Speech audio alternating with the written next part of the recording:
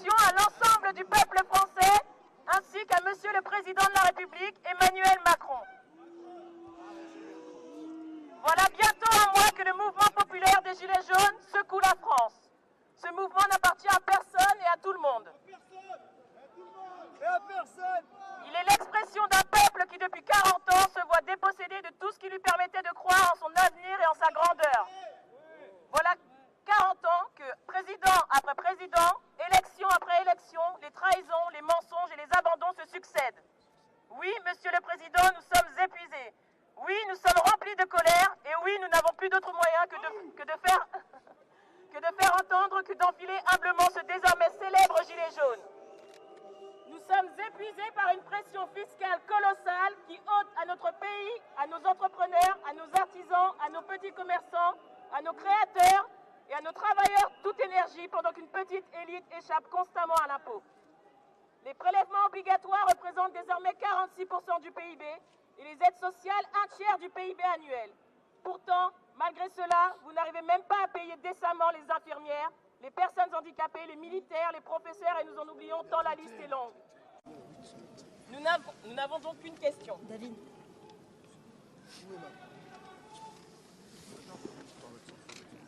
Tu peux baisser, David, le son? Quoi? Tu peux baisser un peu le son? Nous avons donc une question. Où diable va cet argent? Notre instinct et nos yeux impertinents de simples Français les voient bien.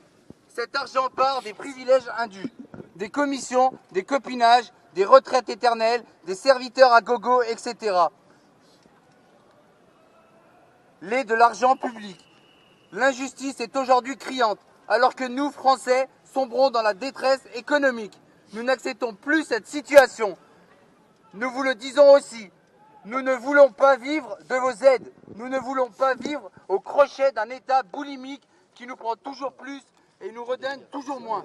Nous voulons vivre libres, libres de nos droits, de pouvoir réellement jouir du produit de notre travail, libres de pouvoir créer et inventer sans voir fondre sur nous la pâte terrible de l'administration et des impôts, libres de pouvoir payer des impôts raisonnables afin d'aider nos compatriotes dans la difficulté, libres de se loger et de vivre dignement. Par conséquent, nous, Gilets jaunes, exigeons une baisse sérieuse de toutes les taxes et impôts sur les produits de première nécessité, énergie, logement, transport, produits alimentaires, vêtements, etc. Ainsi qu'une baisse significative de toutes les rentes, salaires, privilèges et retraites courantes et futures des élus et hauts fonctionnaires.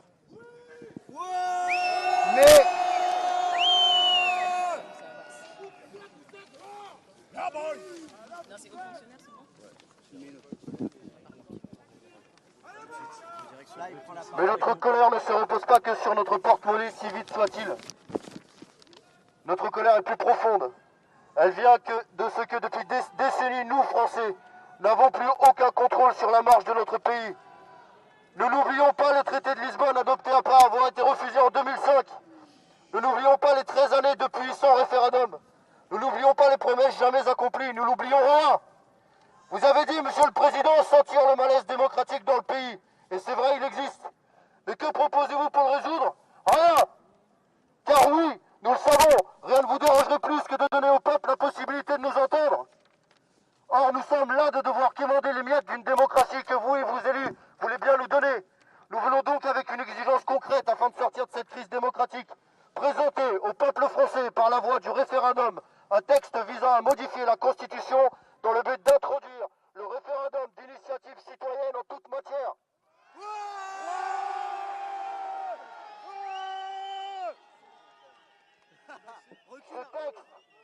Ce texte doit se reposer sur 4 points. Donner au peuple le droit de déclencher un référendum en vue de modifier la Constitution et interdire toute modification de la Constitution sans passer par référendum. Donner au peuple le droit de rédiger ou abroger une loi sur le sujet qu'il choisit. Donner au peuple le droit de demander un référendum sur toutes les lois votées par le Parlement. Obliger le président de la République à présenter tous les traités, accords et pactes internationaux au référendum avant ratification. Bravo! Bravo! Ce texte que nous avons rédigé n'a pas d'autre objectif que de rendre au peuple son rôle souverain. Il ne cherche pas à mettre en danger la République, ni à déstabiliser l'État. Il n'est pas non plus irréaliste et démesuré. Rendez-nous la maîtrise de notre destin, présentez ce texte au peuple français. La décision lui appartient à lui seul.